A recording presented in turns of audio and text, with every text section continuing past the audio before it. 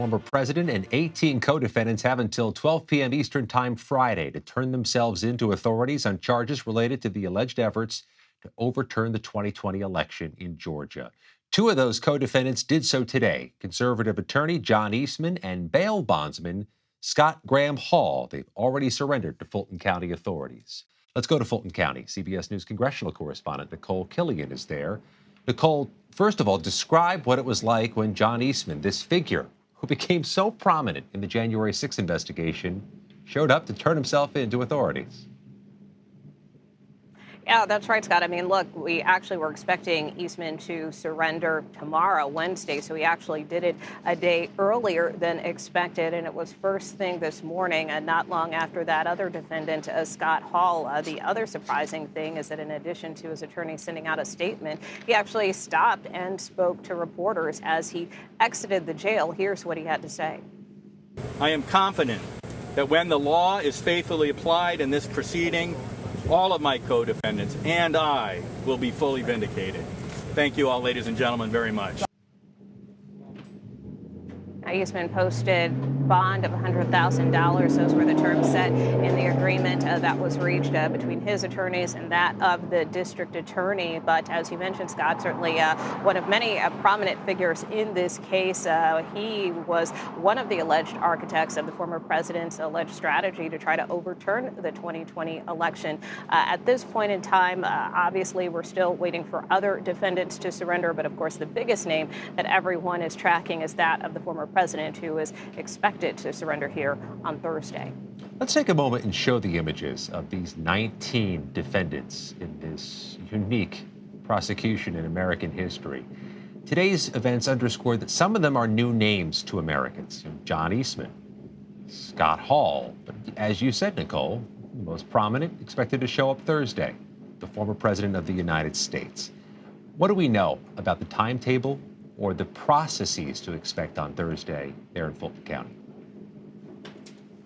Well, the Fulton County Sheriff's Office has made clear that there will be a hard lockdown in this area. Of course, the jail is kind of sandwiched between this industrial zone and a residential neighborhood. So they have warned, for instance, that streets may be shut down around this area. And we also know from the Fulton County Sheriff's Office that he will process, and his department will process, the former president and all of these defendants in the same way, which could potentially include fingerprinting, which could potentially include the former president having to get his mugshot taken. Also, this is different because it's happening at a jail, not at a courthouse, where we have seen the president have to do some of these maneuvers and procedures before. But that being said, I think it's worth noting that most of these defendants are complying in the sense of trying to reach a bond agreement with the district attorney, planning to surrender before the end of the week. But there's one defendant, a former White House Chief of Staff, Mark Meadows, who late today asked for an extension to surrender.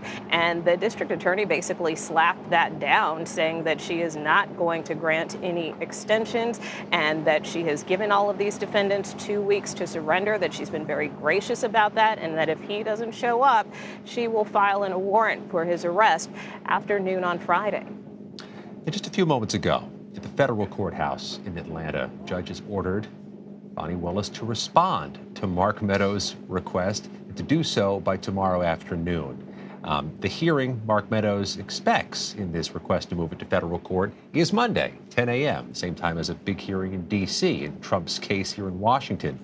I mention that because it's unclear to me when everybody else, those other famous names, Rudy Giuliani, Jenna Ellis, will surrender. From the vantage points you've been given, Nikole, can you see people going in or out of the jail, or have they moved everybody far enough away where it's invisible to you?